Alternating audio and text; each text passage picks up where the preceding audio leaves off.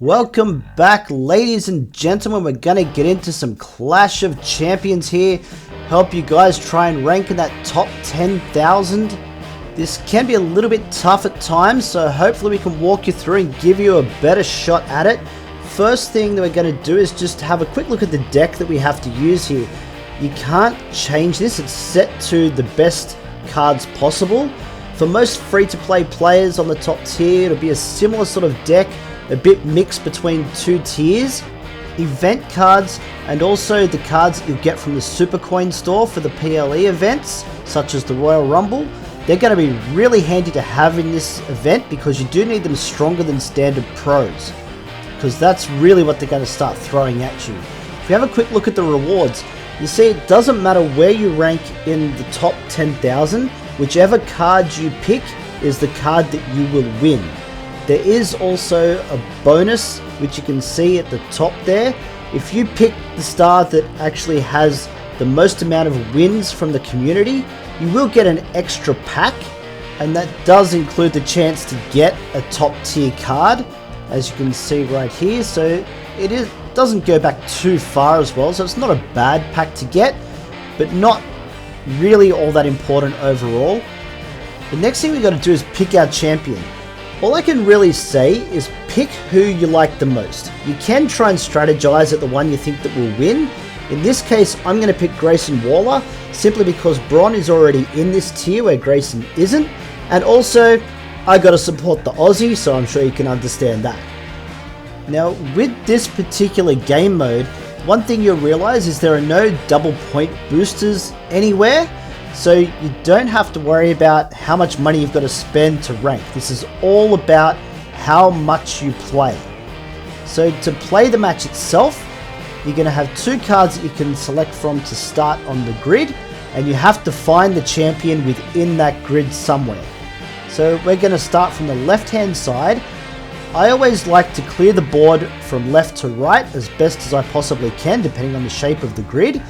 And the reason that you want to do that is because wherever the champion is, they will always be in that same spot until you beat that level. So even if you fail completely, you go back into the level again, the champion will still be in the same spot.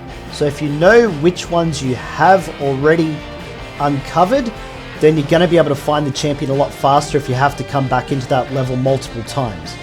So when you're selecting the card to attack with, first you can either pick the card straight up that you want to attack with, and it will randomly pick one of the matches listed just above it. The other thing you can do is, if you can see a weaker stat on that particular card that you want to attack with, you can aim for that stat to hit their weak point.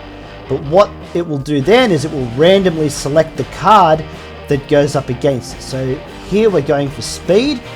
Unfortunately, it didn't really pick the best card to go after him, and that is going to happen if your deck is just a little bit weaker in some points. But now that that card is already damaged, we know what is damaged, so we can try and aim for that weak point once again, and it won't matter if it picks a weaker card because you're going to beat it anyway. So that's what we're going to do here, try and knock that speed. So again, it picked one of my weaker cards. So even though one of those stats is still pretty strong for the opposition, the fact that the other one was almost depleted means that I'm going to win it. And it's also triggered the overrun for me, which you can see just in the right hand corner there, which means the stats on my next one are going to boost a little bit as well. And that's something you can keep in mind as well when you're looking at which cards you might want to pick for the next match. Now once I've used all of these cards up, you do get a second round to try and find the champion. If you fail after the second round, if all your cards are defeated or you just don't find the champion, then you'll fail that one. You can spend credits to keep going, but you don't have to. Once you know where that champion is, or where you know that it's not, then you can search those other cards, you can find a little bit quicker. You're always going to be adding more points whether you win or lose.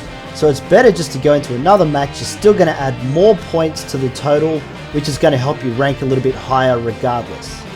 One other tip that I will give you is be very mindful as you're picking which matches to go through. you want to know which stats are damaged. If you can keep similar stats on all of your cards damaged, when you go into that second round, you might still have 2 or 3 stats of the same type on each card that you can still use, which just makes them a little bit stronger going into that second round. You don't have to worry about attacking with depleted stats. And also, as you can see, these matches do take a little bit of time to play out, whether you find the champion or not. So just make sure you've got the time to play. And here's the champion straight up, so we didn't have to uncover everything. That will happen on the odd occasion, but now that we've come up against the champion, we want to make sure not only we've got that boost there with our overrun, but we do want to try and attack those weaker stats if we can. Another thing to keep in mind is you do have access to your super move as well, so if you're having trouble taking down some of those cards, you can use your super move to just get you out of trouble and defeat that champion. I would probably wait until I found the champion to actually use that, because you don't want to waste it on a normal card and then find that you do find the champion and he's just a bit hard to defeat. The other thing that I want to run through is just the consumables for this event. Now, you can get these off the draft board and from the free packs you get every 4 hours. And what they do, they're called a peek. So they just allow you to have a look at a couple of cards on the board. I've never seen them reveal the champion before, but what it will do is it will show you which ones they are not. So what I like to do is I like to defeat the first card that I pick, and then I will have a look at 2 of the other cards just to make sure that I know which direction I want to go in, because if you know which ones you don't have to attack, it just means that you've got a few less options when you're looking at the board to try and find the champion a bit faster. These are not essential to ranking higher. If you have them, use them. I wouldn't go spending credits on buying them. You know, if you don't mind how much money you spend, then that's fine.